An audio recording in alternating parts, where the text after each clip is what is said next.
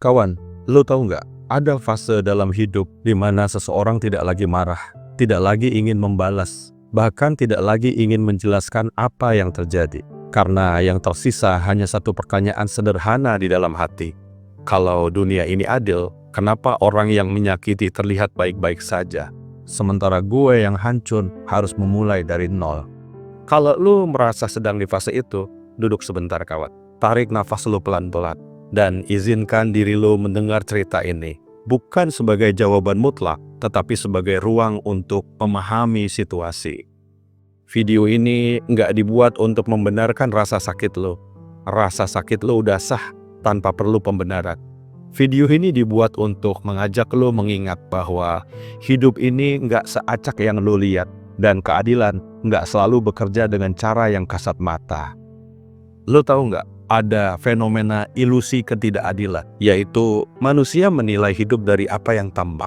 Siapa yang kaya, siapa yang miskin, siapa yang naik, siapa yang jatuh. Padahal yang tampak hanyalah permukaan. Itu sama seperti laut, di permukaan ombaknya bisa terlihat tenang, tapi di bawahnya arus bisa saling bertabrakan. Kita sering mengira seseorang menang hanya karena hidupnya terlihat stabil. Padahal kita tidak pernah benar-benar tahu apa yang terjadi di dalam dirinya. Banyak orang terlihat berhasil, namun setiap malam hidupnya dalam ketakutan. Takut terbongkar aibnya, takut disalib pencapaiannya, takut ditinggalkan orang-orang. Keberhasilan tanpa kedamaian bukan kemenangan. Itu hanya penundaan dari kehancuran batin. Ada fenomena hukum sebab akibat universal, di mana di alam semesta ini tidak ada satupun tindakan yang hilang. Tidak ada niat yang benar-benar menguap. Tidak ada luka yang tidak tercatat. Segala sesuatu meninggalkan jejak. Seperti riak kecil di air yang perlahan menyebar ke seluruh permukaan. Jadi, ketika seseorang menanam ketulusan, ia menanam pola kehidupan. Tapi ketika seseorang menanam kebohongan, ia sedang menanam medan konflik. Kita menyebutnya fenomena ini dengan banyak nama, banyak istilah. Sebagian menyebutnya hukum alam, sebagian orang lagi menyebutnya keadilan semesta, sebagian lagi menyebutnya hukum sebab akibat, dan sebagian orang lagi menyebutnya karma.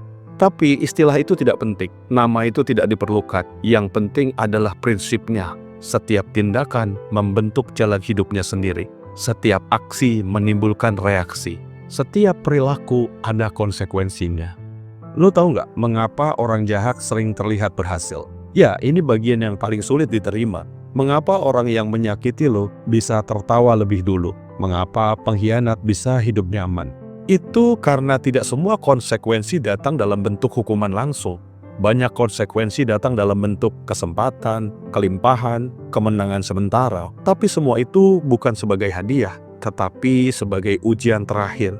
Jadi, ketika seseorang diberi banyak hal tanpa integritas, ego mereka akan tumbuh. Dan ego yang membesar adalah awal dari kehancuran dirinya. Semakin tinggi seseorang naik tanpa pondasi batin, semakin besar jarak jatuhnya. Dan ketika jatuh, maka hancur-hancuran. Semesta sering membiarkan seseorang menyusut sendiri panggung kejatuhannya dan kehancurannya. Kawan, lo mesti paham ada konsekuensi yang tidak terlihat. Fenomena ini ketika manusia mengira hukuman selalu berupa kemiskinan. Manusia mengira balasan selalu berupa penderitaan fisik. Padahal ada hukuman yang jauh lebih berat. Kehilangan rasa cukup, kehilangan kepercayaan pada siapapun, dan hidup dalam kecurigaan terus-menerus. Tidak pernah benar-benar rileks. Kawan, hidup seperti itu bukan kehidupan yang harmonis. Itu penjara yang tidak terlihat. Mereka tampak menikmati hidup, padahal sebenarnya sedang kelelahan mempertahankan topengnya. Ada satu fenomena unik, kenapa orang baik sering hancur duluan. Ini terjadi karena orang baik biasanya hidup dari hati. Dan hati yang terbuka memang lebih mudah luka. Tapi hati yang terluka juga lebih mudah tumbuh. Kehancuran seringkali bukan akhir, itu adalah pembersihan dari racun kehidupan. Ia mencabut ilusi, ia menghancurkan ketergantungan, ia memaksa seseorang kembali ke dirinya sendiri secara utuh. Hal kayak gitu bukan untuk melemahkan, tetapi untuk membentuk ulang kehidupan, seperti besi yang dipanaskan sebelum ditempa. Ada sebuah kebijaksanaan yang menyatakan bahwa luka dan trauma sebagai pintu kesadaran. Ada dua jenis manusia yang batinnya terluka. Yang pertama, menutup diri. Dan yang kedua, yang terbangun. Orang yang menutup diri menjadi pahit dan getir kehidupannya. Sementara orang yang terbangun dengan sadar menjadi bijak menjalani kehidupan. Bijak itu bukan karena ia tidak sakit, tetapi karena ia belajar mengenali batas, belajar memilih siapa yang boleh masuk ke dalam circle kehidupannya. Itu bukan kelemahan kawan, itu evolusi. Mungkin hidup lo sekarang berantakan, mungkin lo sedang kehilangan arah, mungkin lo merasa semua orang melaju sementara lo diam di tempat.